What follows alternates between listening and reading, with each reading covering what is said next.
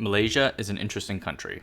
Located in Southeast Asia, its population is made up of the native Malay people along with substantial minorities of Chinese and Indians. Malaysia has one of the largest populations of overseas Chinese actually in the world. It's also one of the more successful economies in Southeast Asia, growing at an average of 6.5% per annum over the 50 years after independence. The Malaysian economy, fueled by oil, is doing well on the whole. Social stability between those three races are decent. It was not always like this. In the late 1960s, the country found itself gripped in racial turmoil. Then, in 1971, the Malaysian government embarked on a 20-year radical restructuring of its economy. Well, not just economy, its entire society. The plan was called the New Economic Policy, NEP. The NEP rewrote the social contract between the Malays and the Chinese especially. It's pretty intense, yet the Wikipedia page is oh so dry. In this video, I want to talk a bit about it. But first, I want to talk a little bit about a new thing that I've been working on, the Asianometry email newsletter, and give you kind of brief thing what I've been working on recently. For a future newsletter soon to come out, I'm going to go back to one of my favorite videos about Japan's work in building Taiwan's early colonial economy. I added some reflections on the Japanese colonial period and additional cool links to things that I found after publishing the video.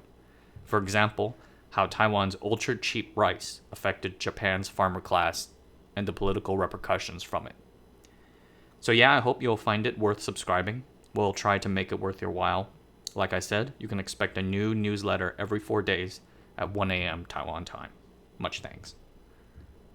In 1951, there were 2.6 million Malays, 2 million Chinese, and 500,000 Indians. Exiting British colonial rule after World War II, the country was gripped by race riots between the Malays and the Chinese. The Malays, have the majority race, were granted a privileged political position in the Malaysian constitution. However, most Malays lived in rural areas and were quite poor. By 1970, Malays made up 74% of poor households in Malaysia. The Chinese were the junior political partner, but dominated the country's wealth and economy.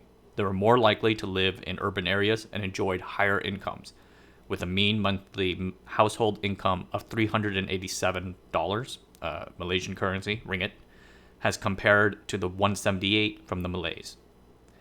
More significantly, Chinese owned more equity share of Malaysia's companies, 34.4% as compared to the Malays' 2.4%. Of course, both populations pale compared to what the former British colonialists owned, 63.3%. This inequality engendered resentment between the two populations, triggering riots. Race riots had also led to Singapore's expulsion from a federal Malaysia 5 years earlier in 1964. Singapore, as you might recall, is a Chinese majority state. Tensions between Singapore and Malaysia's ruling parties could not be resolved. Singapore's People's Action Party called for equality for all Malaysians. The United Malays National Organization, the Malay political party in Malaysia, saw this as challenging the Malays' privileged position.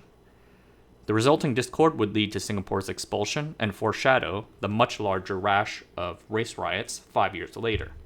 The 1969 riots would require the intervention of the military and lead to dozens dead. At this point, it became clear that work needed to be done to ameliorate and rebalance this massive inequality within Malaysian society. The UMNO, the party representing the native Malays, took the lead in creating this plan. Politically, you can define them as generally hardline economic nationalists, specifically looking out for the interests of the Malay natives. Such hardline feelings toward the Chinese minority were pretty dangerous considering the recent race riots. So the UMNO sought some, not a lot, but some, feedback from the Chinese business community about how these reforms would be done. In addition, many of the UMNO top leadership, including former Prime Minister Tunku Abdul Rahman, had strong liberal tendencies from their British upbringing and early education. They would not condone the idea of, quote, robbing Peter to pay Paul, end quote, raiding the Chinese community's interests for the benefit of the Malays exclusively. Thus, the new economic plan was first presented to the Malaysian parliament in July 1971. The NEP is a complicated, hairy thing. After all, it lasted 20 years. The government implementation evolved and adjusted as times changed, but the core goals stayed the same. So let us boil away the meat and try to get to the bones of the matter. As presented in 1971, the NEP had two major goals. The first was the eradication of poverty for all Malaysians regardless of race or ethnic group. This is pretty simple and easy to get behind. Sounds like something any politician would say in an election campaign. The second goal simply sought to restructure the entirety of Malaysian society. The government reclassified every Malaysian into roughly two groups. The first group are made up of the Malays and the ethnic indigenous people, dubbed and I'm going to screw this up, the Bumiputra. This literally means sons of the soil. Everyone else would be the non-Bumiputra. The basic idea of the second goal was to lift up the economic positions of the Bumiputra with special focus on the Malays to bring them on par with the non-Bumiputra. This would be achieved in two ways: affirmative action in employment patterns and the restructuring of corporate stock ownership. Up until that last point, nothing which an American audience might be unfamiliar with. Affirmative action as a concept, Americans can probably recall from school applications and the like. The calls for poverty reduction, also very familiar. But what is that thing about corporate stock ownership?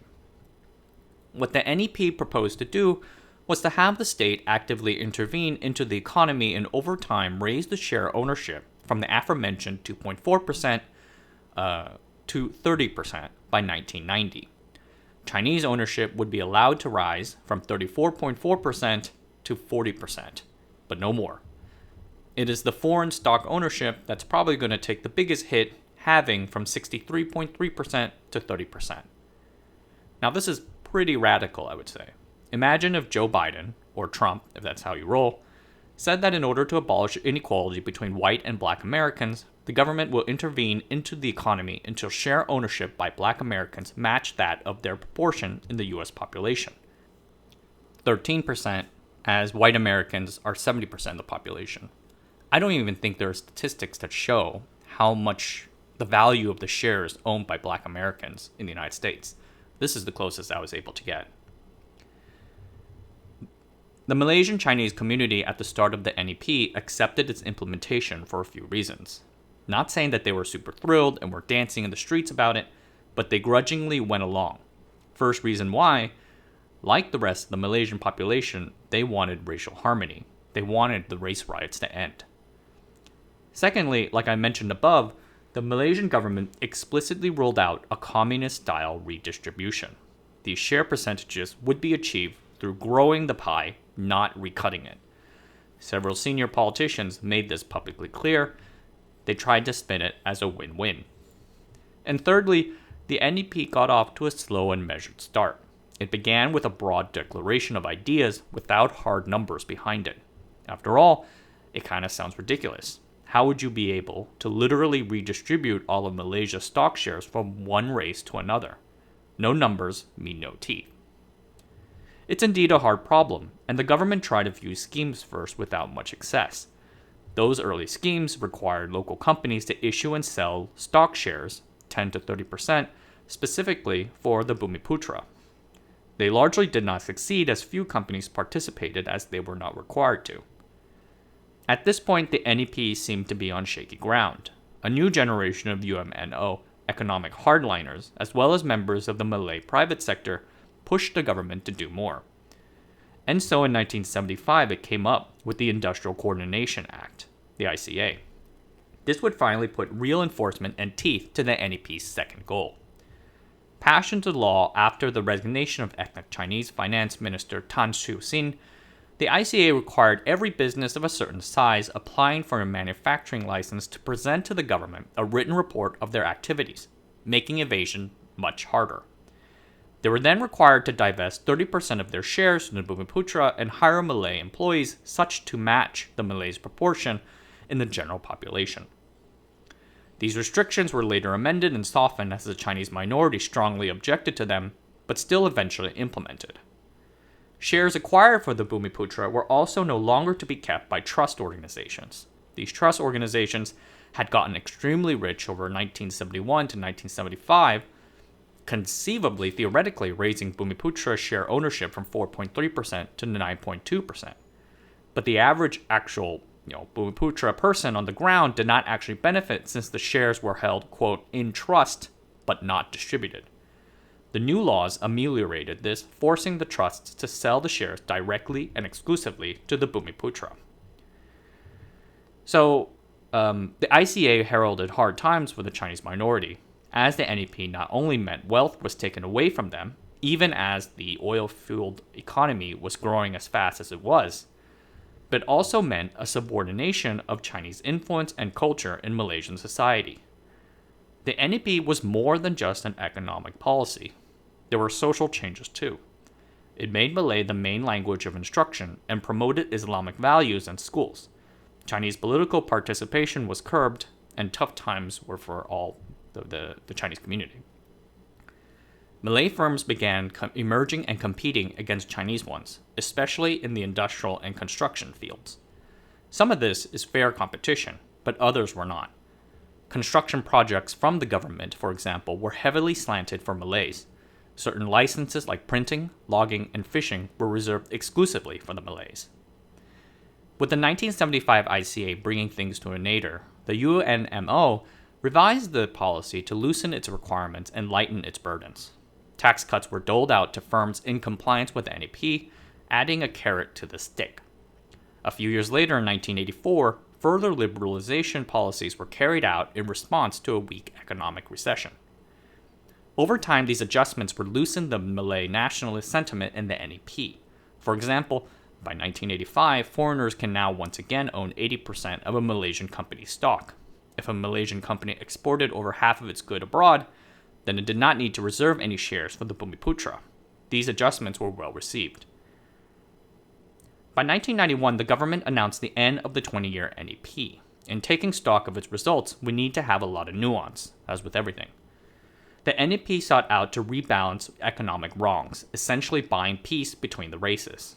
It fell short of the 30% stock ownership goal by 1990, but share ownership did rise from 2.4%, like I said, to 20%. With the entire stock market having grown from 530 million ringgit in 1970 to 110 billion in 1990, Bumiputra's stock value exploded 22 times over.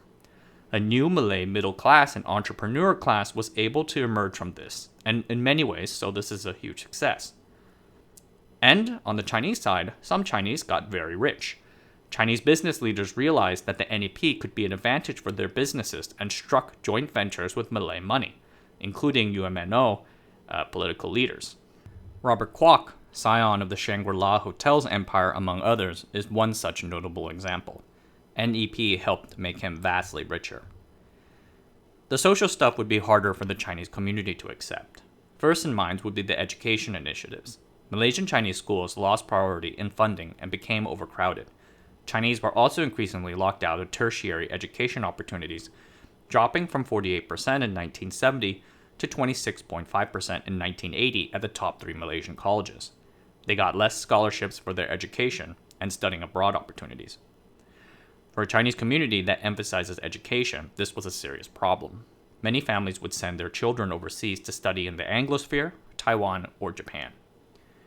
Working class and poor Chinese suffered the most. The NEP helped Malays get jobs in which they were traditionally underrepresented, but did not do the equivalent for Chinese. Over 1 million Chinese lived under the poverty line in 1980s Malaysia, squatting in small villages. Their political participation and government employment opportunities were also greatly eroded. Chinese discontent would trigger a brain drain. Over 40,000 Malays emigrated to the US, Canada, and New Zealand from 1983 to 1990. 150,000 Malaysians started working in nearby Singapore. Singapore especially would benefit from taking in these Chinese, at least economically. But that's a story for another day. As you might recall, I'm extremely interested in historical events of economic redistribution and inequality reduction. In a previous video, I wrote about Kuomintang Taiwan's land reform efforts, which radically remade the Taiwanese economic landscape and made way for future growth. I also wrote a bit about the Taiping Rebellion, which helped reduce economic inequality by killing everyone. It was not the society's intention, of course, when the war kicked off, but it happened nevertheless. Economic inequality has gotten a lot of press as one of the great issues in American society today. Many people on both political parties have presented their own solutions. I like studying previous situations in which governments tried to actually make it happen. And for what it's worth, what I've learned is that, so far, is that economic reform and inequality reduction is a complicated, difficult, nuanced, and long-lived quest, with many consequences. Whenever it doesn't involve killing everyone, of course. And I guess it just leaves me wondering if America can pull off such a thing. Alright, everyone. I'm going to head out for a little bit. Hope all of you guys enjoy your evening. See you later.